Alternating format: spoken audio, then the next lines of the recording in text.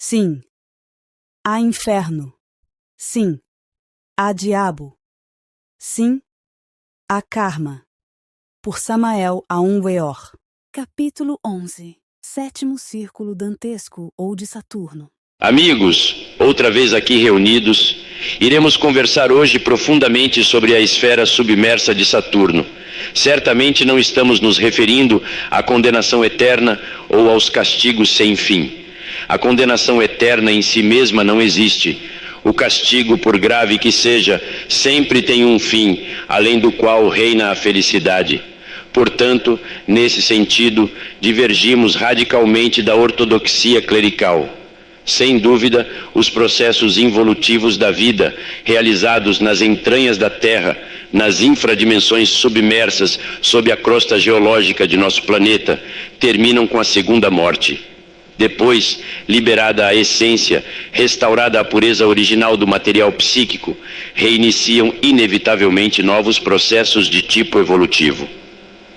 Portanto, torna-se clara e evidente a nossa oposição ao dogma de uma absurda condenação eterna. À simples vista, ressalta-se nossa forma de compreender a expiação de culpas. Jamais poderíamos conceber a ideia de um castigo, por mais grave que seja, sem chegar a um final. É claro que a justiça divina jamais falha. Toda culpa, por grave que seja, tem seu equivalente expiatório, matemático e exato. Não é possível pagar mais do que se deve. Caso a divindade cobrasse mais que o devido, obviamente estaria sendo injusta. Caros amigos, com essas colocações em forma de preâmbulo, dou início à nossa conferência de hoje. Entremos agora na esfera submersa de Saturno, com o ineludível propósito de que todos compreendam nosso ponto de vista esotérico-ocultista, radicalmente oposto a todo o dogmatismo sectário. Vamos, pois, agora aprofundar um pouco mais essa questão das esferas submersas. Em nossa conferência anterior estudamos detidamente o sexto círculo dantesco. Hoje convém que penetremos ousadamente no sétimo círculo ou de Saturno. Quando lemos cuidadosamente a Divina Comédia de Dante, encontraremos essa região de Saturno convertida em oceano de sangue e fogo. Que nos seja dada a liberdade de dizer que esse ponto de vista é completamente alegórico ou simbólico. Esse oceano de fogo simboliza o fato concreto e definitivo de que nessa região saturnina prevalece certa cor avermelhada, sanguinolenta, que de modo acentuado traduz ou alegoriza a paixão animal violenta. Ao falarmos de cores, devemos saber que acima do espectro solar, nas dimensões superiores da natureza e do cosmo, resplandece a gama do ultravioleta. Já para baixo do espectro solar, brilha fatalmente a gama do infravermelho. O infravermelho é característico das infradimensões da natureza, sob a crosta geológica de nosso mundo. Portanto, aquela cor vermelha, passionária e sanguinolenta da submersa região saturnina jamais poderia ser vista em nosso mundo tridimensional de Euclides. O oposto dessa cor está na gama do ultravioleta, acima da região tridimensional. É interessante saber que toda pessoa que ingressa no sétimo círculo dantesco leva em sua aura radiante a detestável cor de sangue. Certamente isso a torna afinizada com essa zona submersa de nosso planeta Terra. Portanto, o sétimo círculo dantesco é a morada dos violentos contra a natureza, dos violentos contra a arte, dos violentos contra Deus, dos violentos contra si mesmos, seus próprios bens ou os bens alheios, e também é o círculo dos fraudulentos. Movimentando-me em corpo astral de forma consciente e positiva nessa região submersa, pude evidenciar a violência reinante em tão espantosa zona de amarguras. Ainda recordo 2 notáveis demônios, dos quais me acerquei diplomaticamente com o propósito de não ferir susceptibilidades ou provocar reações psicológicas desnecessárias. Eles se pronunciaram contra o Cristo cósmico e o negaram enfaticamente, sentindo-se perversamente satisfeitos com sua miserável condição satânica. Em toda parte reinava a violência. No ambiente sangrento submerso eram vistos destroços, espantosos golpes contra as coisas, as pessoas e contra tudo. Sentia como se a influência saturnina, com suas forças centrífugas, se propusesse a desintegrar tudo nessa região, a reduzir a poeira cósmica pessoas, móveis, portas, etc. Fiquei muito surpreso ao encontrar ali uma criatura muito respeitável, cujos olhos ainda ferem a suave luz do dia.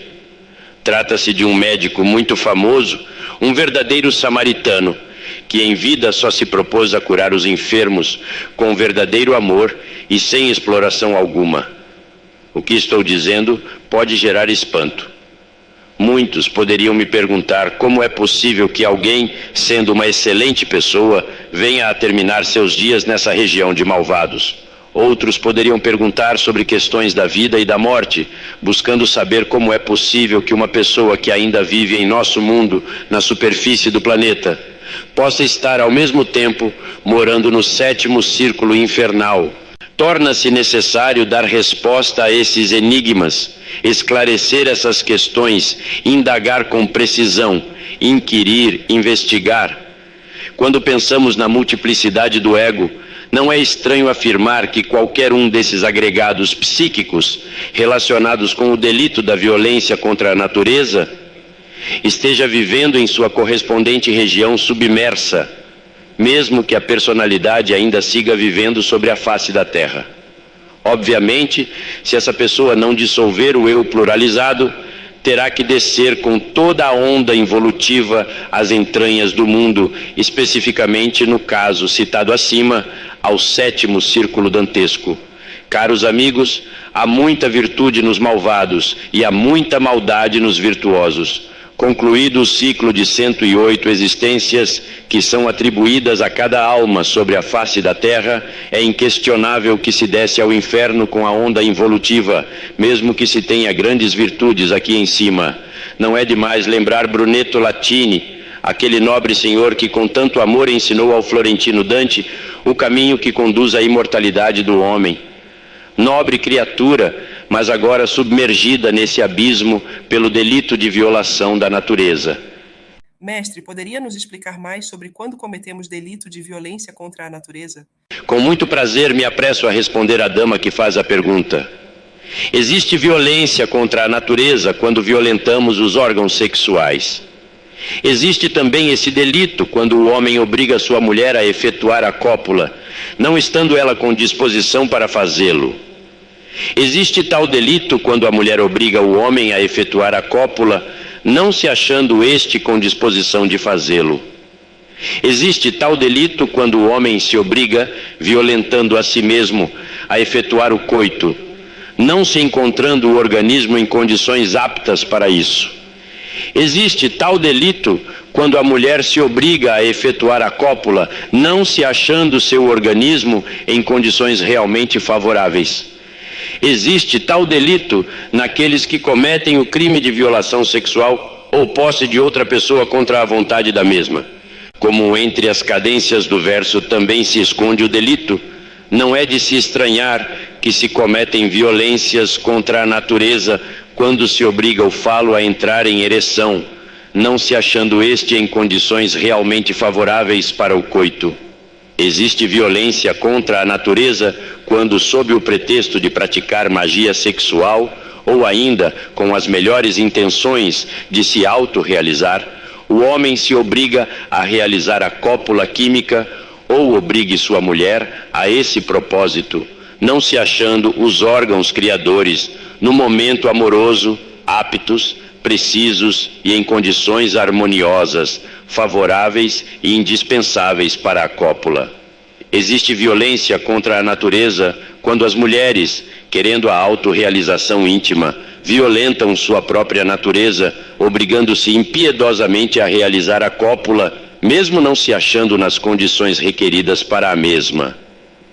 Existe violência contra a natureza nos masturbadores ou naqueles que realizam a cópula química estando a mulher na menstruação.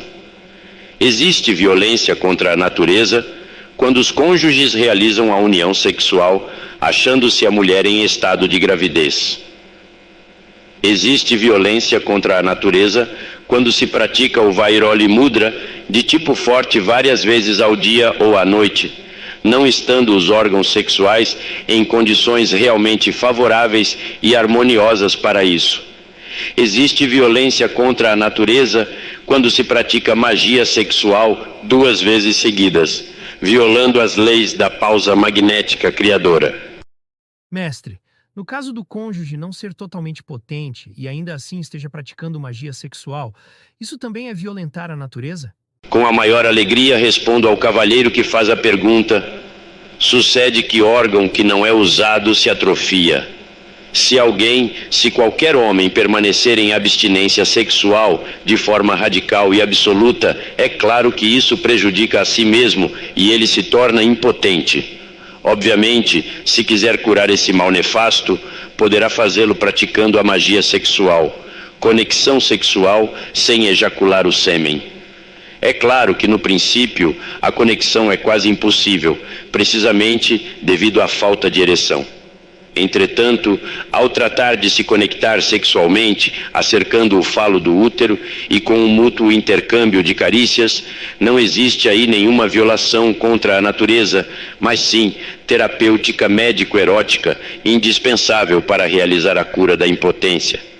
No princípio, essa classe de pacientes pode usar algum tratamento clínico, baseado nos conselhos dados pelo médico, precisamente com o propósito de conseguir as primeiras conexões sexuais.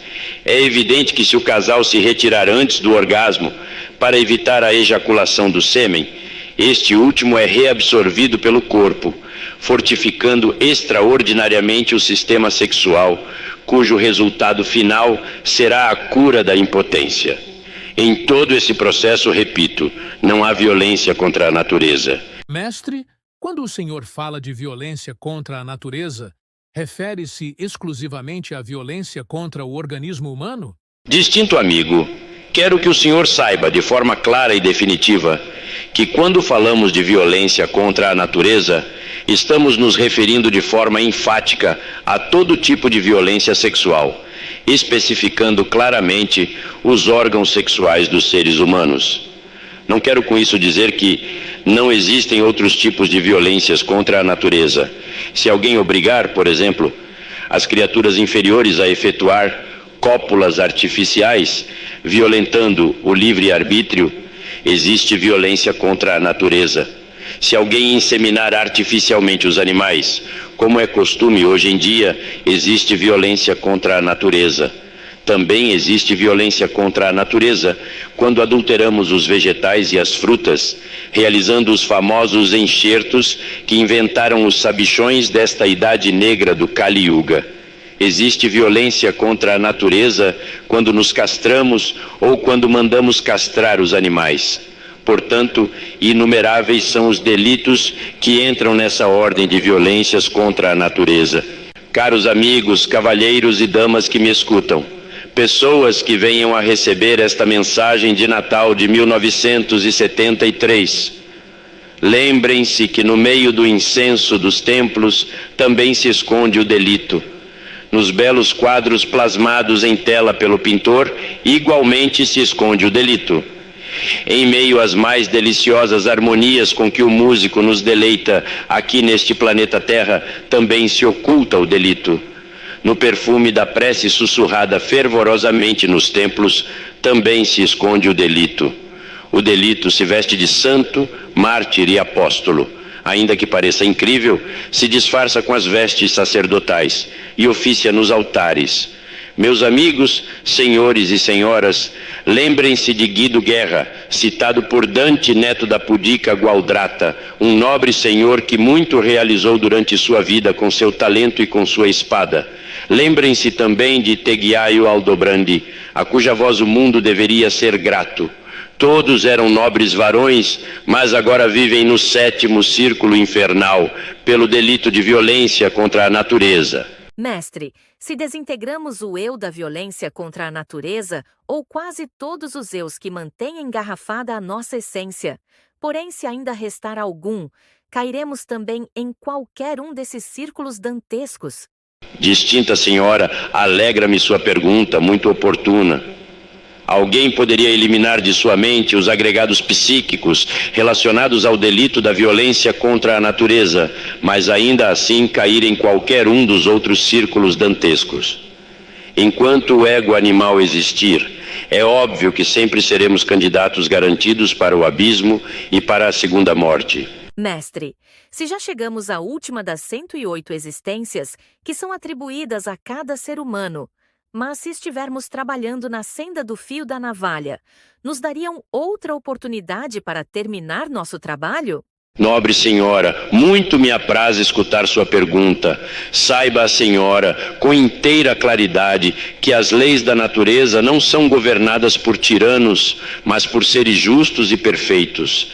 Se alguém, apesar de haver cumprido seu ciclo de 108 existências, entrar na senda do fio da navalha e desencarnar, estando no real caminho, obviamente será ajudado e receberá novas existências com o propósito de conseguir sua autorrealização íntima.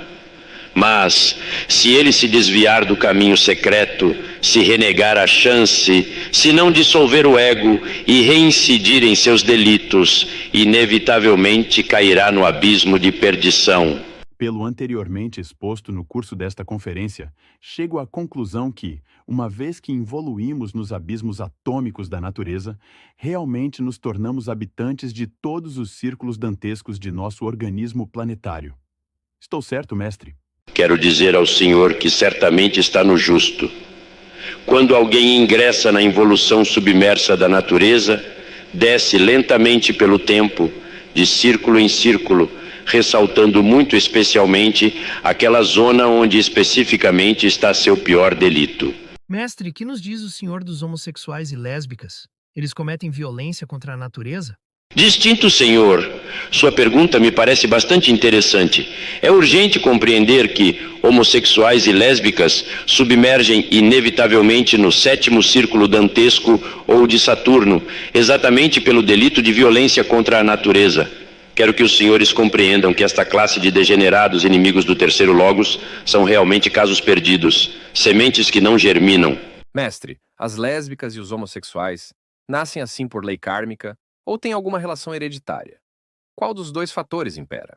Escuto a pergunta que faz o missionário gnóstico internacional Efraim Villegas Quintero, aqui da sede patriarcal do movimento gnóstico, na cidade do México.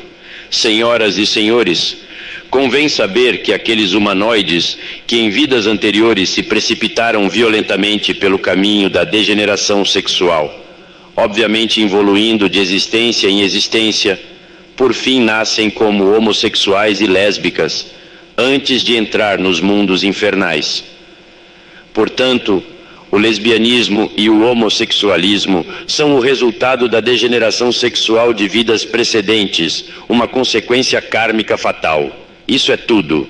Mestre, se uma lésbica ou um homossexual pudesse, mesmo que por um momento, fazer consciência do castigo que o espera no além, pelo karma de sua degeneração, e fosse pedir à lei divina uma ajuda especial, esta poderia lhe conceder a graça de voltar ao seu estado normal? Ou não tem a suficiente força para pedir esse benefício? Senhoras e senhores, existe um provérbio que diz: a Deus rogando e com o malho dando. A misericórdia divina está ao lado da justiça. Porém, obras são amores e não boas razões. Se qualquer um desses degenerados do infrassexo se arrepender de verdade, que demonstre com fatos concretos, claros e definitivos, que se case imediatamente com uma pessoa do sexo oposto e que de verdade ingresse pelo caminho da autêntica e legítima regeneração sexual. Que este tipo de delinquentes clame, ore e suplique é correto. Porém que faça, que demonstre com fatos seu arrependimento. Só assim é possível a salvação para esta classe de criaturas. Entretanto, é muito difícil que homossexuais e lésbicas ainda tenham ânimo ou verdadeiro anelo de autossuperação. Sem dúvida, são pessoas completamente degeneradas, nas quais certas áreas do cérebro já não trabalham mais. São sementes apodrecidas, onde é quase impossível encontrar qualquer anelo de regeneração. Alguns sujeitos dessa classe fizeram de seu delito uma mística disfarçada com a roupagem da santidade. Estes últimos expoentes da podridão humana são ainda piores e mais perigosos. Não devemos, pois, forjar ilusões sobre essas pessoas. São casos perdidos, abortos da natureza, fracassos rotundos. Mestre, aqueles que rechaçam o sexo oposto já perderam toda a esperança de realização ou sempre fica aberta alguma porta? Distinto amigo, escute. O infrassexualismo está simbolizado na cabala antiga pelas duas mulheres de Adão, Lilith e Nahemá. Lilith, em si mesma, alegoriza o mais monstruoso da degeneração sexual. Na esfera de Lilith estão muitos ermitões, anacoretas, monges e monjas enclausurados que odeiam o sexo de forma mortal. Também achamos nessa esfera as mulheres que tomam abortivos e que assassinam os recém-nascidos. São verdadeiras hienas de perversidade. Outro aspecto da esfera de Lilith corresponde aos pederastas, homossexuais e lésbicas.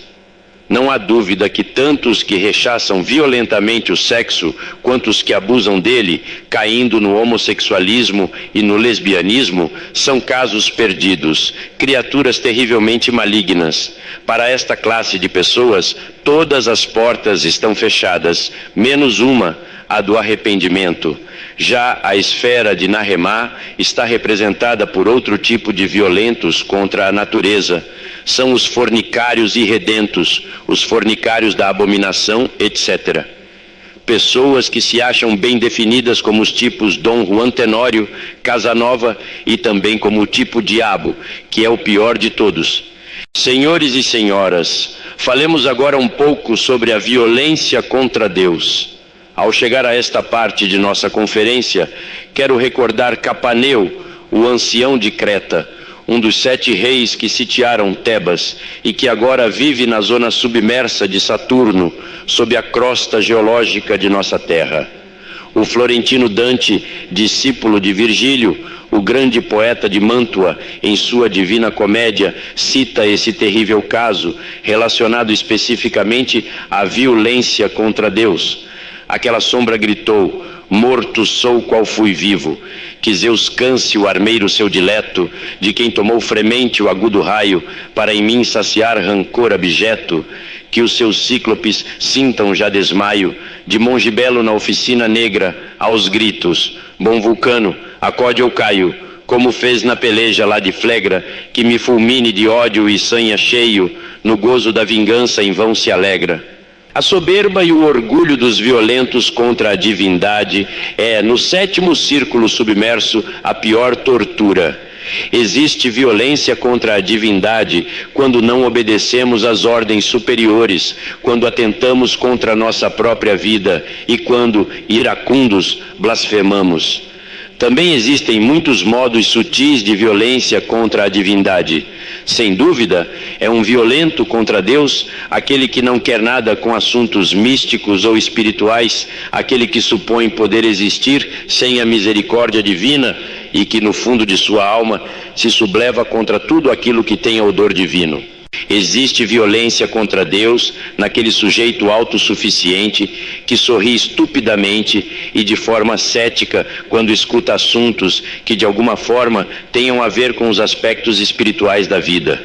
Existe violência contra Deus nos velhacos da mente, nesses sabichões que negam toda possibilidade espiritual no homem, nesses que creem haver monopolizado o saber universal, nos modelos de sabedoria, nos ignorantes ilustrados, que não somente ignoram, mas que também ignoram que são ignorantes, nos iconoclastas que fazem tábua rasa quando analisam princípios religiosos, porém que deixam seus seguidores sem uma nova base espiritual. Existe violência contra Deus nos marxistas, leninistas, pseudo-sábios que tiraram da humanidade os valores espirituais. Vem-me à memória, nestes momentos, um encontro que tive nos mundos submersos com Karl Marx. Encontrei-o nessas regiões tenebrosas. Esse sujeito despertou no mal e para o mal. Sem dúvida, é um bodhisattva caído. Seguia o Lenin como uma sombra nefasta, inconsciente, profundamente adormecido. Interroguei Marx com as seguintes palavras: já faz muito tempo que o senhor desencarnou. Seu corpo se tornou pó na sepultura. No entanto, te encontro vivo aqui nestas regiões. Então, em que ficou a sua dialética materialista? Aquele sujeito, olhando o relógio de pulso que levava no braço, não se atreveu a dar nenhuma resposta. Virou as costas e se retirou. Porém, poucos metros de distância depois, lançou uma gargalhada sarcástica, horripilante. Mediante a intuição, pude capturar a essência viva de tal gargalhada. Nela estava a resposta que poderíamos resumir com a seguinte frase: essa dialética não foi mais que uma farsa, uma isca para enganar os incautos. É curioso saber que, ao desencarnar, Karl Marx recebeu honras fúnebres religiosas de grão-rabino. Na primeira Internacional Comunista, Karl Marx se pôs de pé e disse: senhores, eu não sou marxista. Então, houve grande assombro nos assistentes, gritos, alaridos. A partir daí, nasceram muitas seitas políticas, bolcheviques, mencheviques, anarquistas, anarcossindicalistas, etc. Assim, pois acaba sendo muito interessante saber que o primeiro inimigo do marxismo foi o próprio Karl Marx. Numa revista de Paris, podemos ler o seguinte: mediante o triunfo do proletariado mundial, criaremos a República Socialista Soviética Universal, com capital em Jerusalém, e nos apossaremos de todas as riquezas das nações, para que se cumpram as profecias de nossos santos profetas do Talmud. Certamente, estas não podem ser frases de um materialista, nem de algum ateu. Marx era um fanático religioso judeu. Não quero nesta conferência criticar assuntos políticos. Estou me referindo de forma enfática às questões essencialmente ocultistas. Karl Marx, certamente movido por fanatismo religioso, inventou uma arma destrutiva para reduzir à poeira cósmica todas as religiões do mundo. Tal arma, sem dúvida, não passa de uma geringonça que jamais resistiria a uma análise profunda. Refiro-me à dialética materialista. Os velhacos da mente sabem perfeitamente bem que, para a elaboração desse engodo, dessa farsa, Marx valeu-se da dialética metafísica de Hegel. Mas, evidentemente, despojou esta obra de todos os princípios metafísicos dados por seu autor, e com ela elaborou seu embuste. Não é demais repetir nesta conferência que Marx, como autor de tal mentira, de tal farsa, de tal dialética comunistoide, jamais acreditou nela. Por isso, não teve nenhum inconveniente em confessar isso em plena assembleia, exclamando: senhores, eu não sou marxista. Sem dúvida, este senhor só cumpriu com um dos protocolos dos sábios de Sião, que diz: não importa que nós tenhamos que encher o mundo de materialismo e de repugnante ateísmo. O dia em que triunfarmos, ensinaremos a religião de Moisés universalmente, de forma dialética, e não permitiremos no mundo nenhuma outra religião. Não quero com isso condenar nenhuma raça em particular. Estou me referindo diretamente a alguns personagens semitas com planos maquiavélicos. Esses são os Marx, os Lenin, os Stalin, etc. Do ponto de vista rigorosamente ocultista, pude evidenciar que o citado Bodhisattva caído lutou pela divindade a seu modo, usando uma arma astuta para destruir as demais religiões. Marx foi um sacerdote, um rabino da religião judaica, fiel devoto da doutrina de seus antepassados. O que sim nos assombra é a credulidade dos nécios, os quais, crendo-se eruditos, caíram na armadilha do ceticismo proposta por Karl Marx. Esses ingênuos da dialética materialista marxista-leninista obviamente se tornam violentos contra a divindade. Por tal motivo, ingressam no 7º círculo dantesco. Venerável mestre, na ordem maçônica a que pertenço, se diz que a religião ajuda o homem a bem morrer e que a maçonaria ajuda o homem a bem viver. Portanto, creio eu que a maioria dos maçons que conheço desconhecem o que é a religião e a confundem com algo totalmente negativo. Já que estamos tratando sobre a violência contra Deus, o senhor poderia nos dar o conceito correto do que significa religião? Religião vem da palavra latina religare, significa tornar a ligar a alma a Deus. A maçonaria não é propriamente religião, é mais uma confraria de tipo universal. Entretanto, seria muito recomendável que essa benemérita instituição estudasse a ciência da religião. De modo algum sugerimos que alguém se filie nessa ou naquela seita, cada qual é livre para pensar como quiser. Nós só nos limitamos a aconselhar o estudo da ciência da religião. A ciência da religião é precisamente o gnosticismo em sua forma mais pura, sabedoria de tipo divino, esoterismo analítico profundo, ocultismo transcendental. Mestre, permita-me insistir, já que escutei em alguma conferência, dentro do ensinamento gnóstico, que o universo foi criado por 7 lojas maçônicas. Sem dúvida ligou a maçonaria primigênia com o Pai, razão pela qual tenho o conceito de que, em síntese, a maçonaria é o denominador comum de todas as religiões. Portanto, procede da gnosis. Poderia o senhor me esclarecer isso? Estimável senhor, aqueles que estudaram profundamente a maçonaria de um Ragon ou de um Leadbeater sabem muito bem que a maçonaria esotérica oculta existiu não somente sob os pórticos do Templo de Jerusalém, mas também no Antigo Egito e na submersa Atlântida. Infelizmente, essa honorável instituição entrou no círculo involutivo com a chegada do Kali Yuga, ou Idade do Ferro, em que atualmente nos encontramos. Entretanto, é claro que na futura sexta grande raça terá uma brilhante missão a cumprir, precisamente quando ressuscitarem as poderosas civilizações esotéricas do passado. Não negamos a origem divina dessa instituição. Já sabemos que os 7 cosmocratores oficiaram com a santa liturgia no amanhecer do grande dia, quando fecundaram a matéria caótica para que surgisse a vida. De século em século, através das distintas rondas cósmicas, as escolas foram se tornando cada vez mais e mais densas, até chegar por fim ao estado em que atualmente se encontram. Recomendamos aos irmãos maçons que estudem a fundo o esoterismo de Salomão e a sabedoria divina da terra dos faraós.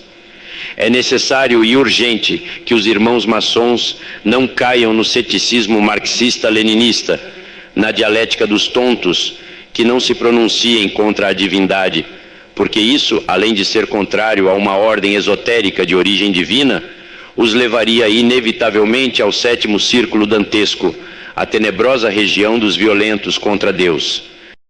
Venerável mestre, como se cataloga o caso concreto de alguns gnósticos, os quais, crendo estar identificados com a doutrina do Cristo, também estão identificados com a parte oposta, que é o ateísmo marxista? Distinto, cavalheiro. Ocorre que não deixam de existir nas correntes de tipo ocultista ou esotérica alguns elementos sinceros que anelam, de verdade, trabalhar por um mundo melhor. É inquestionável que estes, envenenados pela propaganda vermelha e desejando criar aqui, no mundo ocidental, o paraíso soviético, trabalham com entusiasmo para plasmar a realização total desse grande anelo. São equivocados sinceros, pessoas de magníficas intenções, porém equivocadas. Lembre-se que o caminho que conduz ao abismo está cheio de boas intenções.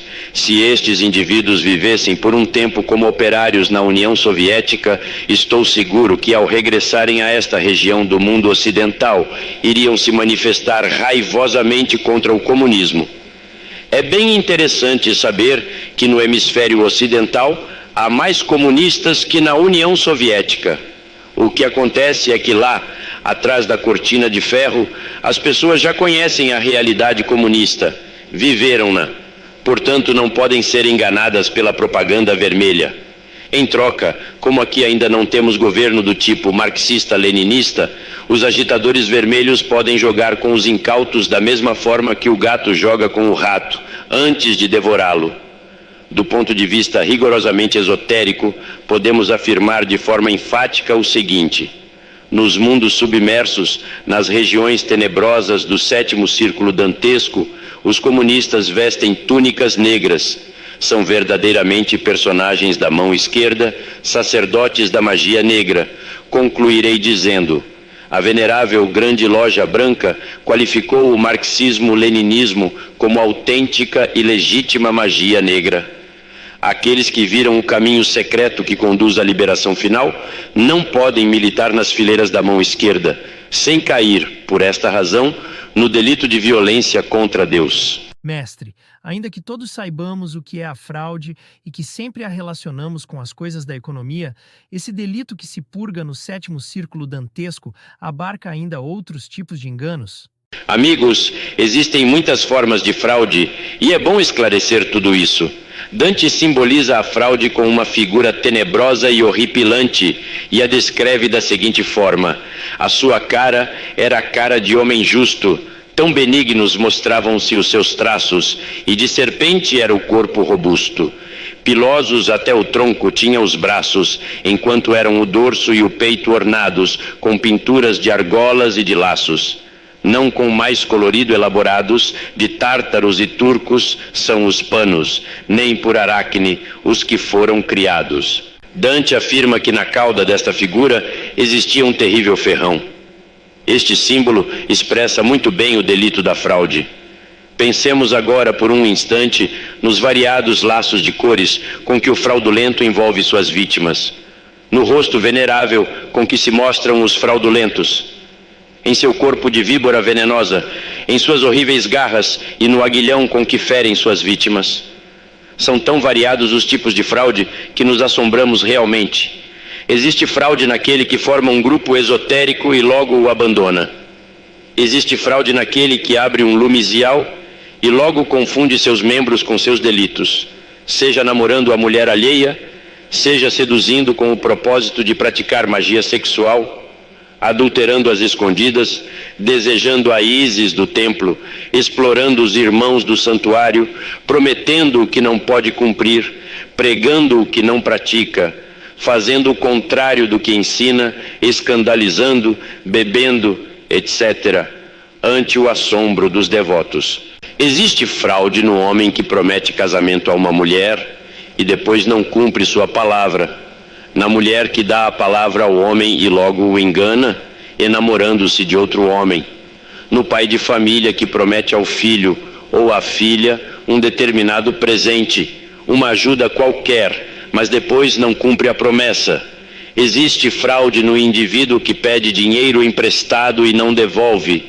Existe fraude nos vendedores de loterias e jogos de azar, pois as vítimas, convencidas que podem ganhar, perdem seu dinheiro e se sentem enganadas. Todas estas formas de fraude são violência contra o pai. Por isso, Dante alegoriza a fraude ou as fraudes como um espantoso monstro de rosto venerável. Venerável mestre, entendemos que o 7º círculo dantesco é mais denso que todos os anteriores, pelo que nos agradaria que nos explicasse a constituição material dessa infradimensão. Amigos, a 7ª região submersa, ou de Saturno, é de uma densidade material que nos assombra. Cada átomo, nessa região submersa, possui em seu ventre 672 átomos do absoluto. Obviamente, este tipo específico de átomos é muito pesado. Por tal motivo, a 7ª região submersa acaba sendo bem grosseira e dolorosa. Considerando-se que 672 leis governam essa tenebrosa zona submersa sob a crosta geológica de nosso mundo, a vida ali se torna insuportável, dificílima, terrivelmente complicada e espantosamente violenta. Mestre, desejaria saber se o elemento ou elementos em que se movem os habitantes desse círculo tampouco é visto por eles e se creem que também estão indo muito bem. Honoráveis amigos, quero que saibam que essa região cavernosa de nosso planeta é uma mescla de mineral e fogo. Entretanto, ali as chamas só são conhecidas pelos seus efeitos, pela violência, pelos rudes golpes instintivos e brutais. Repito o que disse no princípio desta conferência. O que Dante simbolizou com sangue é exclusivamente a cor sanguinolenta da violência sexual na aura dos perdidos e na atmosfera infra-humana dessa zona. Sem dúvida, jamais um habitante dessa saturnina região pensaria de si mesmo algo ruim. Eles supõem sempre que marcham pelo caminho da retidão e da justiça. Alguns desses sabem que são demônios, mas se autoconsolam com a ideia de que todos os seres humanos também o são. Contudo, aqueles que ignoram o fato de serem demônios jamais admitiriam a ideia de que são maus. Creem firmemente serem pessoas de bem, justas e retas. Se alguém os repreendesse por seus delitos, se alguém os admoestasse, se os chamasse ao arrependimento, se sentiriam ofendidos, caluniados e reagiriam com atos de violência.